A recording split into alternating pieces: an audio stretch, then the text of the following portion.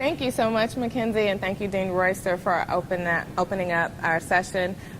We really were hoping to have some of the numbers that we had last time, but I do know that this is a conversation that we need to have, and there are a number of people from multiple institutions that are in the room. So I'm very happy that you all are here, and I think that there's a lot that we can be doing moving forward around making the connections between our institutions and also the communities that we're close to. So I wanted to start off by thanking Antioch Baptist Church, particularly because this is the space that we've been able to come to over the last 2 years. We haven't quite made 2 years, but we've been able to do most of our events here, and this is something that they provide for us in kind. And so I just really do want to thank Bob Jones for always being very supportive of our initiative here. So I wanted to say that in my role as a director of community engagement with the West Side Communities Alliance, that I meet countless people with great ideas, projects, and innovative solutions who really want to do something, who really want to get involved with community. But during the first WCA discussion forum, there were a few themes that emerged from community panelists' comments. The first was the importance of asking what community, that's residents, schools, businesses, etc., what their needs actually are. Listening to their desires, concerns, and well thought out plans, and then that we develop innovative ideas, projects, solutions working with them that address actual needs and interests of the community. And so I think that one of the things that was significant, we recorded the last event and had an opportunity to listen to the more than 90 minutes of discussion. And our key issue areas are water and the environment, food and health, education and student engagement, and development and transit. And this really came from going to a number of meetings and seeing that there were people who needed to be connected, who had very similar issues that didn't know each other, and having a way to invite them to the table so that you're not doing really great work on one end of the block and then 3 blocks down someone else is doing very important work that you need in your efforts, and you're not talking to each other. So we've been working to make those connections, and so we decided to host this follow-up forum so that we can put the community perspectives in dialogue with campus perspectives on how colleges and universities can engage in community development. So at this point, I'd like to introduce our panelists for the first session of the program. And I want to acknowledge that, unfortunately, Dr. Timothy Hawthorne couldn't be with us, but fortunately for him, his wife went into labor, and so he is doing well, and we're going to miss him today. So for water and the environment, we have Felicia M. Davis. She directs the Building Green initiative housed at Clark Atlanta University. The program advances green building and other sustainability efforts at historically black colleges and universities.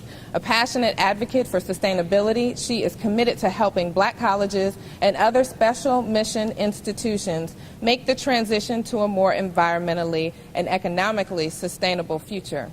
She is a staunch advocate for measurable reductions in greenhouse gas emissions through energy-efficient retrofits, green building, and an array of sustainable practices. She produced the MSI Green Report, the first minority-serving institution sustainability survey in 2010, and is currently finalizing the first HBCU campus sustainability survey. We also have our food and health panel here, and I want to introduce Dr. Carolyn Aidman, a 3-time Florida State University graduate. She has over 30 years of frontline programmatic leadership experience working with and for minority populations in public health, social services, education, and legislative affairs. She is the Associate Director of Emory's Urban Health Initiative, developing community partnerships for community-engaged learning, training future health professionals, and conducting research, especially community-based participatory research, such as the work she and students are doing at the Superfood Giant Community Training Garden in Northwest Atlanta. The Emory's Urban Health Initiative mission is to improve the health of and decrease disparities among diverse and underserved populations in Atlanta. And finally, we have Andy Pruitt, who is a graduate student pursuing a master's degree in human-computer interaction in the School of Interactive Computing at Georgia Tech. He has participated in several academic projects at at Tech involving such community stakeholders as Children's Healthcare of Atlanta, Atlanta Public Schools, and the Atlanta Community Food Bank. His involvement with the Westside Communities Alliance began through a team project in the fall of 2013 for the Computing for Good course. His team's project, Food Mapper, is a community-centric mapping app to gather and share qualitative data and opinions about geographic points of interest in neighborhood food systems. In this final semester of his degree program, he is continuing work with Westside neighborhood residents in a course investigating the requirements and opportunities for food-related services in Vine City and English Avenue. He believes universities can and should engage more with off-campus neighbors. So I'd like for you all to welcome our panel. So one of the reasons why I invited these three people is because there were particular questions that were raised in our first session. And so I remember Tony Torrance, who is president of the Community Improvement Association, basically making the point that one of the very important pieces that is going to impact the Westside communities is green building infrastructure. He was very adamant that green infrastructure was important not only for jobs, but for mitigating a number of issues as it relates to water and the infrastructure on the West Side. And so I was very happy that Felicia Davis agreed to join us on the panel to talk a bit more about the eco districts, which is a designation that's been given to the Atlanta University Center through Sustainable Atlanta. So can you talk to us a little bit about eco districts as you open up with your own statements? Sure. Can I use this mic? Can you guys hear me? They're looking at me like they're deaf. Oh, you might need to take it off. Yeah, sure. Use this one? Okay. Yeah, and they can see me better too. Nice. So, yeah, this is much better. So, again, I'm Felicia Davis, representing Clark Atlanta University, the Atlanta University Center, through the Building Green Initiative.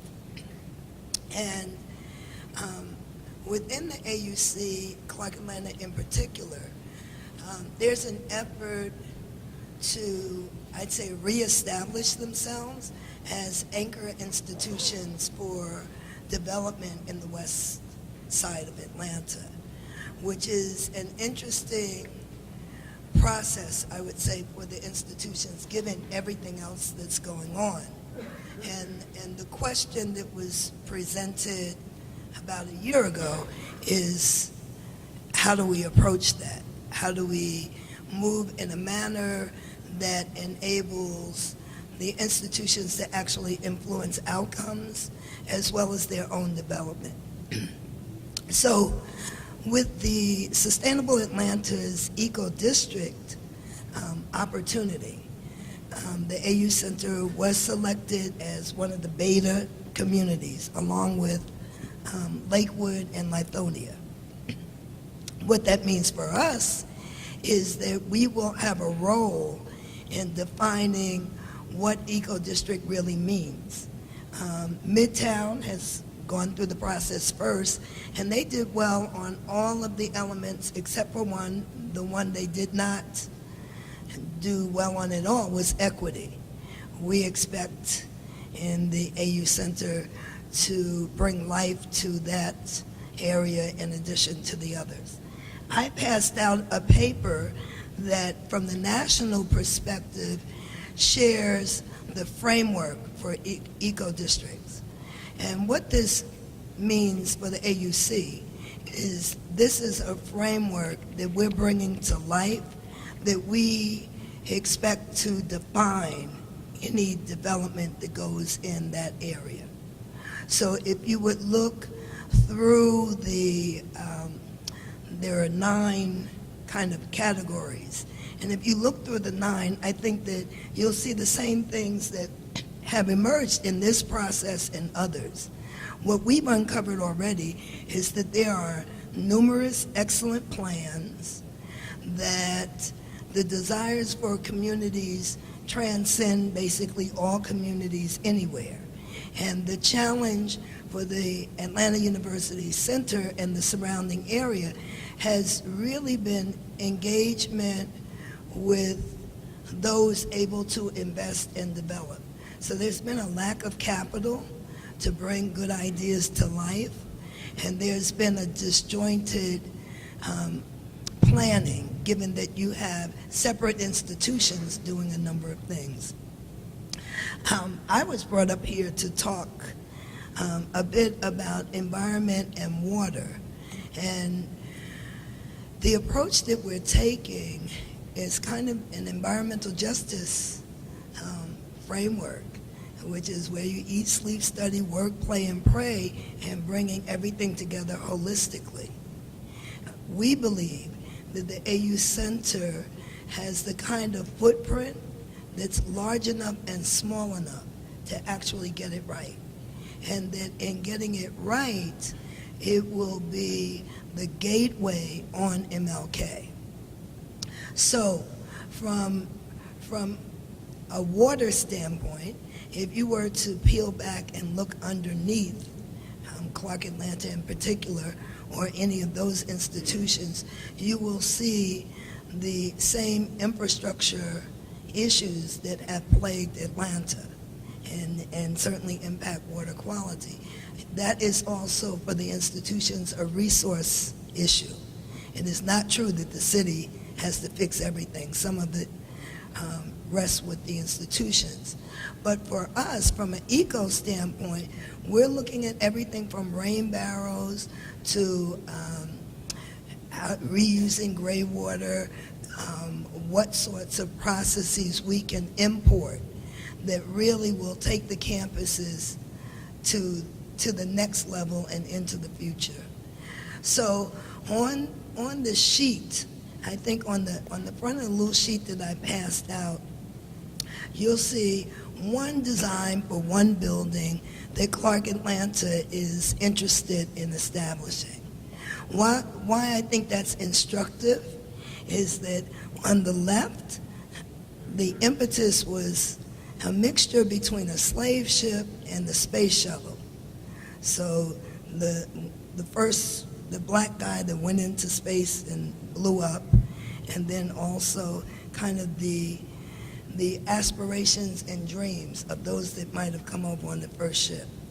So put that into a sustainable context, and you have the building on the right, which we see as having a STEM energy museum, having incubators and labs and small business, green business incubators, and a training center so that people would be trained and qualified for high-level green jobs. So not simply, which energy efficiency and retrofitting is a good job, but there are lots of areas to go into. So if you look at the vision in terms of a gateway, and then surrounding it, the vision has, Organica is a company that has this reclaimed sewer water, but you can use that and you can do it in an ecologically friendly manner. If we can incorporate those technologies and put it right in front of the community, then you bring young people and others into an environment where they can touch and feel and learn. And it also opens the door of the university to the community. So I'm trying to kind of run through a number of things quickly, but I think the point or the message that I wanted to leave today, a couple of things. I think it's really important to remember that the Atlanta University Center, Morehouse, Clark, and Spelman all got their start with Friendship Baptist Church. So if I'm looking at the anchor in that community, it has been those institutions along with the church.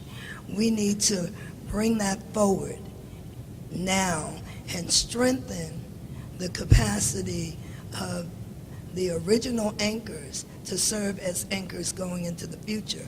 And that means bonding with the community. The division between town and gown we're really working to dismantle. For the eco-districts process, it is open. So anyone that's interested in participating with the Atlanta University Center in the eco-districts process and helping to define what that label will mean for the West Side, I invite you to join us. And if that was a little disjointed, it's because I wanted to say a lot. Let me also add my connection to Vine City. The oldest person in my family, who's 92 years old, lives in Vine City and has lived in the same house since 1950. When she describes Vine City, she points and says, the first black to graduate from UGA lived across the street. Dr. King and Mrs. King lived around the corner. She talks about a vibrant time when they were connected to downtown and the rest of the city. So I am inspired to bring whatever skills and abilities and relationships I have to the table to make sure that Vine City emerges as the cultural hub for Atlanta and is developed in a way that benefits those who are already living there as well as others. I have a beautiful one. Okay. So I also wanted to now go to Carolyn Aidman to talk a little bit about a number of different things that have been happening on the West Side as it relates to food and health. Just in case that's not working. Thank you. Really appreciate it. It's wonderful to be with you. And to the Dean, those were some really special remarks, so thank you very much. Appreciate it. So I am the Associate Director of the Emory-Grady Urban Health Initiative. Started off really as Emory, but we realized that with our faculty members being many of them also people who work and train people at Grady, that we've become Emory-Grady. And so we have developed a lot of partnerships around the city, in particular in this area. You may, and first I want to bring greetings also from Dr. Charles Moore, who I think a lot of you know is sort of a local hero. He was an ear, nose, and throat surgeon as well as a faculty member. And he had patients coming in for head, neck, and throat surgeries, often cancer, and then they didn't come back even to get their sutures removed. And he said, what is going on here? And they said, can't get back. So he had a little old green station wagon, a little Subaru, all beat up, this fancy doctor, and that was the car he was driving, and he turned it into a little medical center, and he would go to the patients because the patients couldn't get to him. So when on the list we know we're going to be talking about transit, we really feel like lack of transportation is a significant and predictor of ill health. So if you can't get to services, you're not going to be healthy. If you can't get to the grocery store, you're not going to be healthy. If you can't do your laundry because you can't get to the laundromat, you're not going to be happy. And that is also an unhappy can also be a predictor of ill health. Our other co-director is Dr. Jada Bussey-Jones. She's also a faculty member at Emory, and she's the chief of primary care at Grady. So when you have family members that end up receiving their primary care at Grady, that's a program that is with her. In addition to that, and it fits in because you're very interested in health education, she is working on graduate medical education to make sure that people who are coming through their medical education and then after, as they come back to keep up to date, really understand what's going on with patients whose life experiences they may never have. And something I want to say before we get into partners is that when I work with students and with faculty, I ask them if they know Joe Hari's window. Do you know Joe Hari's window? A few people do. Okay, so these two guys, Joe and Harry, they made 4 boxes, and they said, I know. And then they said, I know. I don't know, and I don't know. And so one of the things that I try to work with the students on is the concept, I know that I know it. I know that I don't know it. I don't know that I know it, and I don't know that I don't know it. And it's in that sector, I don't know that I don't know it, that we're constantly being reminded that if you don't have the life experiences of the people you're working with, you shouldn't even try to bring them solutions. And that the people that we work with are the experts on themselves, the experts on their neighborhoods, the experts on their condition, and that we can provide support to them. So we work in the concept of community-based participatory research, which means we don't come in and say we know. We come in and say, what can we do to help you find out? So when we talk about our grocery studies or our transportation studies, we try to impart the skills in them so that if we were to disappear, they would still know how to do needs assessments and focus groups and analyze them, how to make presentations. So we have partners such as at the Center for Black Women's Wellness, the Atlanta Healthy Start Initiative, and the Rolling Bends Section 8 apartment community, where we have helped build a residence council and build the skills for community members to be able to be researchers. And many of you have probably gone through the city training that teaches you how to work with research and do no harm. And so we ask our community partners, no matter what their educational achievements have been, to go through that training and get certified. And one community member said, I haven't graduated high school, but I'm city certified and I know what not to do as far as to not injure someone by releasing their information, sharing things I shouldn't share. So that kind of skill set we want to bring into the community. Some of the organizations that we work with, Dr. Moore went from that little old car to the Healing Community Center, which is located at 2600 Martin Luther King. And it was a free and low-cost health center with specialty services, but just recently we got notification that we have become a federally qualified health center. And what's important about that is now we can bill, and we can bill at some advanced rates so that we can bring financing back into the community to help keep health services there. We have one of our most important partners is Sam Goswami at the Supergiant Food Store, and we don't know whether you've seen the March Atlanta magazine, but we have 9 pages talking about what we're doing in this side of town, and in particular a lot about what's going on at Supergiant. And some of the partners that we have there have come from our students. We won a small grant that is helping us build a community teaching garden there. And so over the past month, we've been bringing in community partners, and last week we finished building the first part of the garden, so we have 12 raised beds.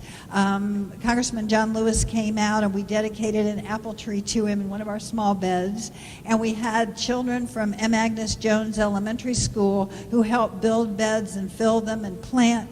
And one of them, it was a 4th grader from Student Council, said, once I get these skills, I take them back to my school. So even the young kids really see the value in that kind of work. We work with Wayfield Foods, and we had a meeting with the president of Wayfield Foods, Ron Edenfield, and I said to him something about, I need to lose some weight. And he said, every one of us in our store needs to lose some weight, and none of us know how. So we started talking about, well, if people who work in grocery stores don't know how to make good selections, and if PhDs don't know how to make good food selections, and if presidents of 9 grocery stores don't know how to make good food selections, then we have a problem. So we started talking about, well, none of us want to go on a diet. We want eating plans. So we've all worked on finding eating plans where we can eat healthy and slowly lose the weight that we really wanted to knock off.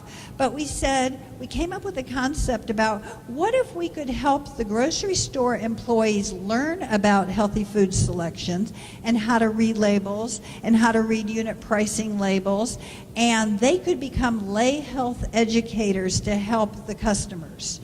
So we started doing with our Rollins School of Public Health students and our School of Medicine and School of Nursing students some surveys to find out what the grocery store employees knew, who would be interested in learning more, who would be lay health educators. And we're going to be doing that with employees from Supergiant Food, starting off with 1, but eventually 9 of the Wayfield grocery stores. And we're partners with the Walmart in Vine City. And one of the projects we've done at Walmart is we brought a bunch of community members and students over, and we marked food.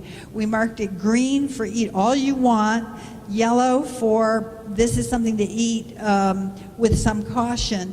And the only thing we marked with red was tobacco, because I thought if we mark all the things that are really not healthy in the store with red dots, all we're going to do is spend our time trying to defend our project. So, but we're willing to confront the tobacco industry. So if they're seeing this, we'd be glad to talk with you about it, because we don't want our kids to start using tobacco.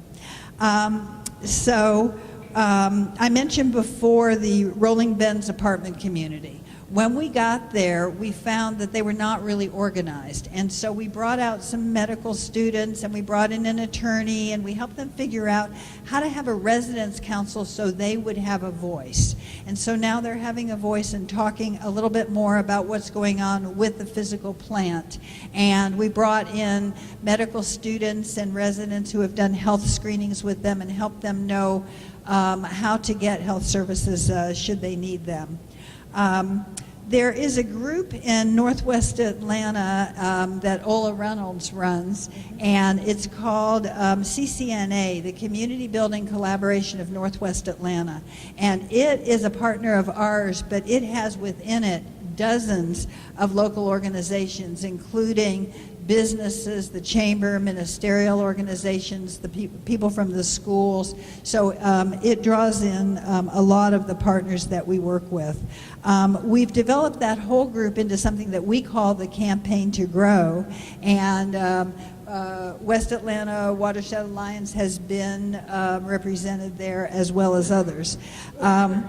So people say, well, how did Emory get over here? So what Emory did about 5 or 6 years ago was say, we have people going everywhere, and that's not making an impact. So they kind of put Grady in the middle and then drew a circle around it and considered that to be a focused, strategic, collaborative, multidisciplinary approach in particular communities. And so our areas of Northwest Atlanta, MPUV, which is Pittsburgh, Mechanicsville, Eastlake, Edgewood, and Clarkston, and a little bit on Beaufort Highway. So those are the areas we focus on, and I personally spend a lot of time over here because I think this is an important area for us to concentrate our energies. And so as we get on further, if we have time, I want to talk about food as medicine. I want to talk about our labor limo and supplementary transportation system that we think is really important to help overcome some of those social determinants of ill health. We have a dental diversion program because we've discovered a lot of people go to the emergency room when they have oral pain, but they don't really get treated very well there, so we're trying to find a way to divert them and not use the emergency room as a dental home. And then finally, we wrote one of those federal grants with 14 other Atlanta partners for the Affordable Care Act, and we have 2 health insurance navigators and a whole lot of students that have become counselors that can help people with their applications. So the issue of having access to health care may begin with affordable health insurance, and so we're also involved with that. So I'll talk loudly. Since we're passing the mic, what I'm going to go ahead and do is say that we invited Andy Pruitt to participate because we do think that it is extremely important that we highlight the work that students are doing as well. And so Andy is representing our graduate students in a project that is growing, but we think is extremely important for some of the work we're doing as it relates to food. So, has you got one? Okay, great. Hi. Thank you for the introduction, Sherry. I guess I'll reintroduce myself briefly and say that I'm a master's student in human-computer interaction. It's an interesting discipline because it blends a variety of backgrounds and a variety of academic fields. It's a combination of psychology, computer science, industrial design, graphic design. But I would say that among all of those things, one of the most significant things that I've studied in the program is participatory design, is reaching out to the real situations around the problems, the real users involved. I'm saying the word user because I'm coming from this computer program background, but community members, members of that are deeply embedded or are a part of or belong to the community where there are issues that we need to explore. So part of doing the kind of work that I'm studying involves building relationships with and reaching out to actual people, which is strange for someone who's spent a lot of time behind the keyboard debugging code.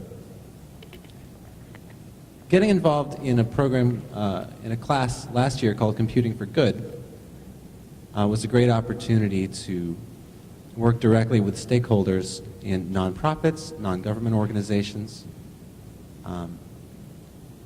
and work directly with a client with a very particular problem as a team of students to practice this participation in design. Many of you present here, and I'm sure all of these panelists except for me, have a long career of working directly with people in the situation and practicing these kind of techniques. But as a student, it was a fairly new idea to me. How do we conduct a focus group? How do we gather requirements, wants, and needs in order that the project that we end up working on, or the software we design, or the system we imagine, has lasting value, sustainable value, and is relevant to the problem area that we're studying.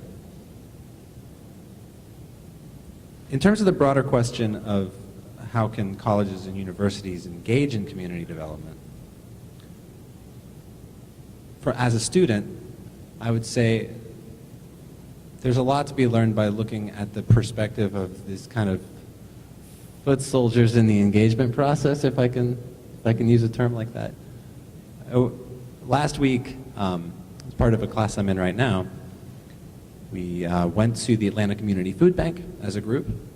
We presented and we had created workshop activities in order to have members of the community come in and describe their experiences, describe their stories, in order to get to build a relationship. Now we're using that kind of activity as a step in developing a plan for discovering opportunities for design in the food system. The project studio is something that I take for credit. I get an entry on my transcript. I get to practice using development tools and strategies that are going to benefit me long term, but I also get to work on an issue that has lasting value and that has sustainable value and that has ethical considerations.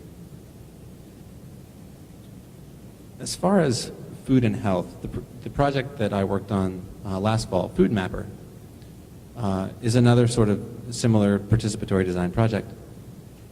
As a class, in Computing for Good, we wanted to work directly with a stakeholder on a real-world problem. Oftentimes we have textbook problems, but this is a real-world problem. We wanted to address the problem of food insecurity in the West Side, but we realized we don't know enough about it.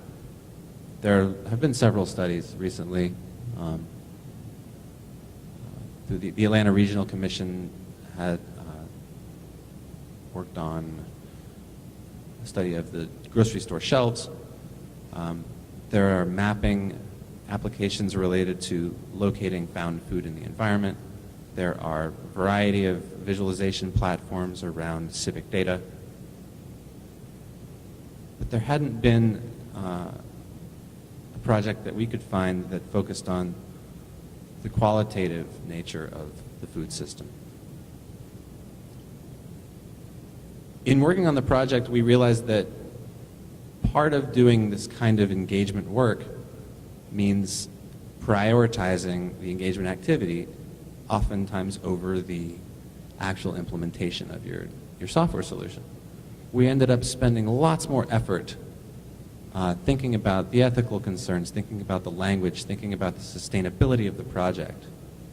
And I think that if colleges and universities need to improve their practices to get better engagement with communities, academic goals should include a large dose of practicing those sort of concerns, getting in and really understanding the issues behind city certification,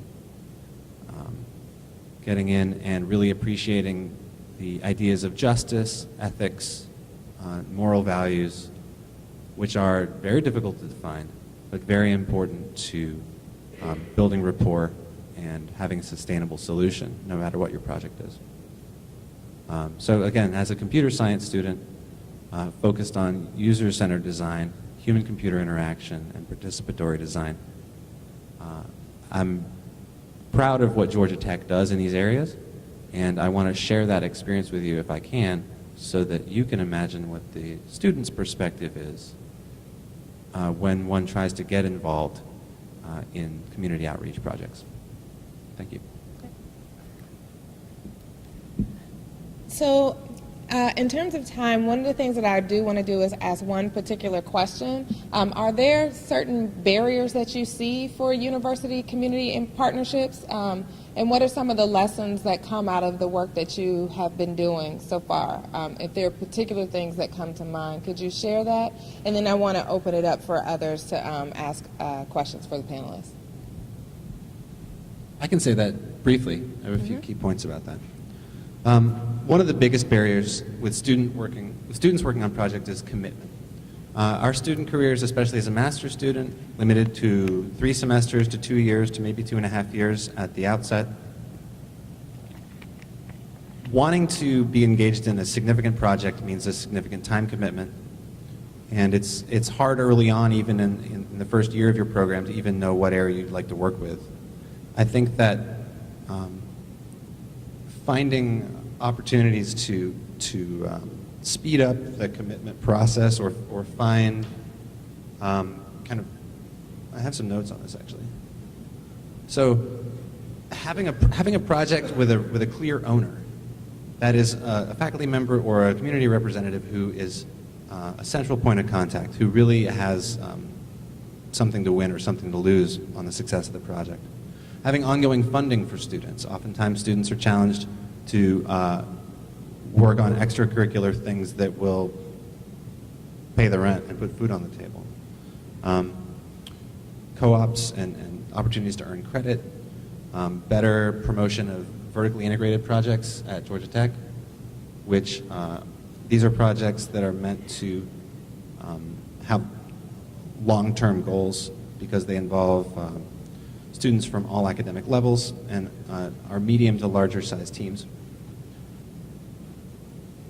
So in that respect, I think that from a student's perspective, getting us engaged more early and getting us engaged in programs that place an emphasis on sustainability and place an emphasis on clear outcomes is one of the ways to overcome that barrier of commitment.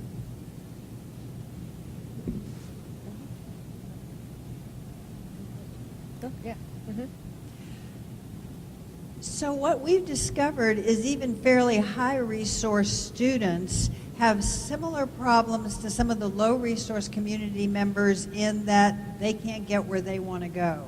To get from Emory out to the west side may mean a couple of buses, a couple of MARTA rides, and if they come from a location that doesn't have public transportation, which many places in Georgia have no public transportation, that there's a sort of a nervousness that they have to overcome. I would say that that's one of the barriers for students. As another is a lot of what they don't know and how to behave in such a way that they learn rather than maybe stepping on some toes that they don't even know they're stepping on. we were in a meeting with 9 women who had had preterm births. So their babies came too soon, and the babies were small, and so life was a little harder for the babies and for the families. Life was a little more costly. And so inadvertently, one of us said, well, how do you get to the hospital when you go into labor? And 9 women looked like that and said, we call 911. And I said, no, you don't. And they said, yes, we do. And I'm like, why do you call 911 to go 2 miles from Pittsburgh Mechanicsville to Grady Hospital? I was mind blown because I thought, what an expensive cost. And it turns out it's actually a $2,000 bill for that 1.6 mile over and 1.6 mile back trip that's billed to Medicaid, and $300 comes back. So there's this $1,700 loss. And so as we talked about it, I said, why would you call for an ambulance? Well, number one, I don't have a car. Number two, there's no taxi that will reliably come to my neighborhood. Number three, I'm not standing out in the street in the middle of the night in labor waiting for a bus. Number four, my mama has a car, but she said if my water breaks in her car, she will never forgive me. Number five, if I go to the hospital in an ambulance, I will get more respect and better treatment. Number six, it's our culture. And so when I said, well, I've attended 9 births and nobody ever took an ambulance, they looked at me like I was crazy.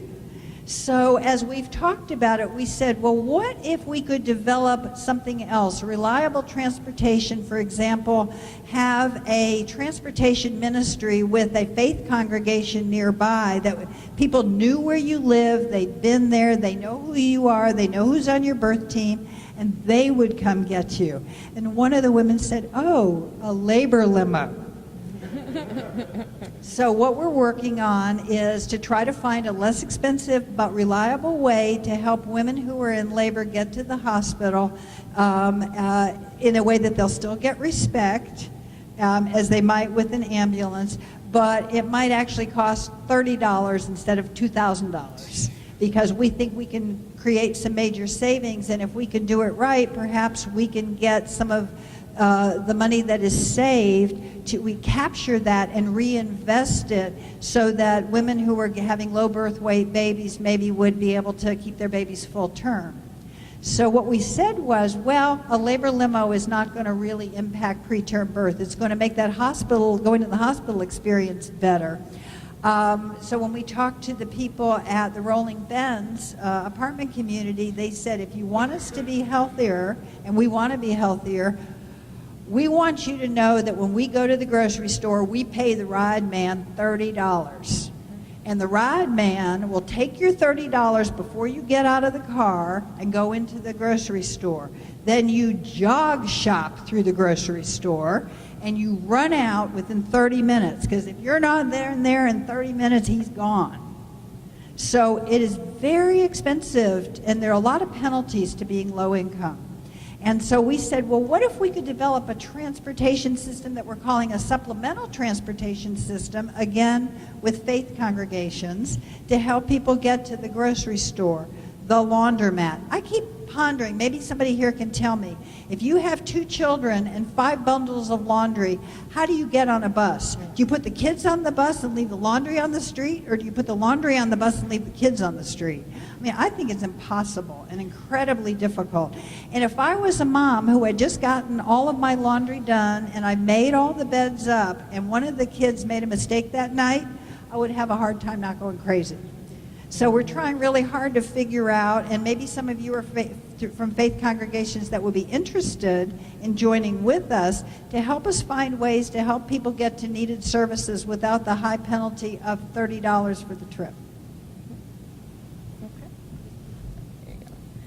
Okay, in terms of barriers that we encounter, a big one is perception. For people have fairly well-entrenched notions of what the Atlanta University is and should be, and also what the relationship is with the community. So those perceptions are hard to penetrate no matter what's going on. So that's one. Another that's very real is safety. When you have challenges with public safety, and then you're responsible for young people being away from home, there's a tendency to want to wall them off or become an enclave to protect the young people that you are charged with protecting. So that becomes a barrier to the community because there's a disincentive to invite the community in and through the campuses. So that's a second barrier to engaging with the community. And then there's always the capacity issues. So as you invite people in, it's difficult to work with what you already have. And so capacity is always an issue. But for me, I would say it's borders. So we have a very 20th century notion of borders. And so we kind of define, kind of like the U.S. and Mexico. The border is imaginary, the people are real. And then we do all this stuff. Well, that's, in some respects, even though you have Morehouse, Spelman, Clark Atlanta, ITC, Morris Brown or not, Vine City, etc., those are, in some ways, when it comes to collaboration, these are framed perceptions. So rearranging them is how you kind of deconstruct embedded perceptions to create a new reality, I'd say, is the challenge in moving the development goals of Vine City forward. So it's and then how you engaging ordinary people through empowerment, because they really can do a lot, but it's very hard, the frustration of previous failure. So those are some of the barriers that I'm encountering in trying to inch forward, and I would say it'd be a lot easier to have a great plan and just do it, but that probably wouldn't be the best solution. Thank you. So I want to thank you all, and I want to open up the floor to see if we have a couple of questions. You know, we have just a little bit of time. Maybe we can take one or two questions.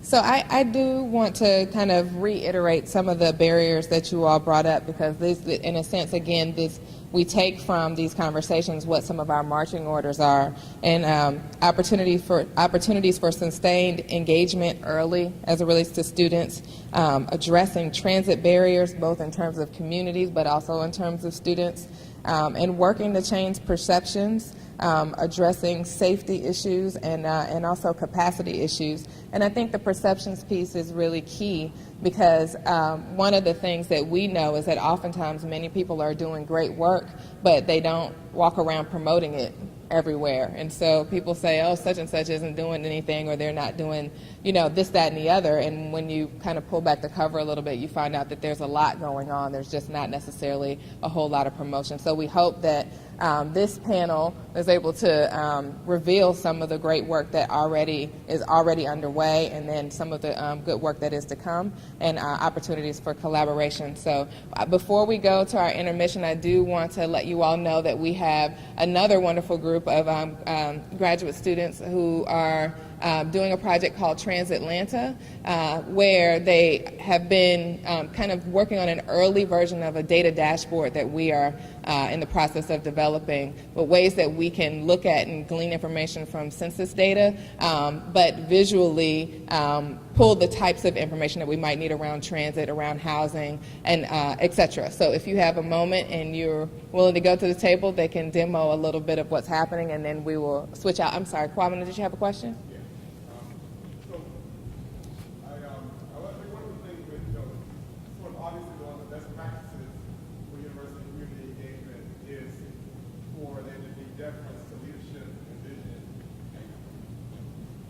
Hello. For the community's voice to be primary in defining how that work looks. But I'd like to know, what ways the panel has discovered, or if they have, about really measuring whether the community actually is delivering that voice, whether you are actually accountable to the community's perspective, or are you self-defining whether you're being successful at following community leadership or not.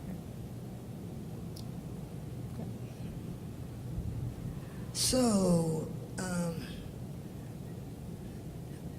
I guess most of my career I've worked at the grassroots level, and in order to engage the community, you've got to talk with the community beyond kind of meetings and rallies, and that's the first thing, kind of where people eat, go to school. So we are definitely plugging in those spaces. And the one thing is, when you veer off, the community is not quiet or silent or missing. They might not be here, but they may not be here, but the weather is bad. So, but they are vocal. And so there are multiple places, just as if you're doing a health project or a student project. So engaging and just being honest. So I'm not one, I don't know about other people, but I don't fake the funk.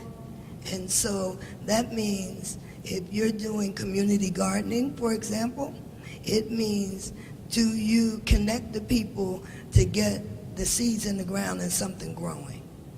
And the evidence. So the measures are great, and I love metrics, but the proof is in the pudding. Are the people present? Are the people pleased? Are the people progressing? So that's my measure, and then you get that wonderful thing called word of mouth working for you. So I can say ditto on all of those things with an example. When we started working on our community teaching garden, our students were fretting. They said, what if nobody comes and this ends up being a student project? And I said, well, first of all, some of the people from the Supergiant grocery store are going to be able to take some of their work time to work in the garden, and they will attract people. And we had signs up in the store. And about 10 minutes after the students started fretting, Miss Bohannon came up, and she said, I like what you're doing. I'm walking over to the senior center now. I'm going to bring some more people to get involved. About 20 minutes later, about 6 senior citizens came, and they said, one of them said to me, this is a prayer answered. I have been praying for a place to get my hands in the dirt, because where I live, there is no dirt. And my great-grandma taught me how to garden, and I remember how happy it made me when I finished my day, got to wash my hands and walk away from it. So a few minutes later, they started making calls on their phone. This man came up and he said, I used to work over at the Botanical Gardens, and I haven't had a place to garden since I retired. Could I be part of this? And we said, sure, could you bring a few friends?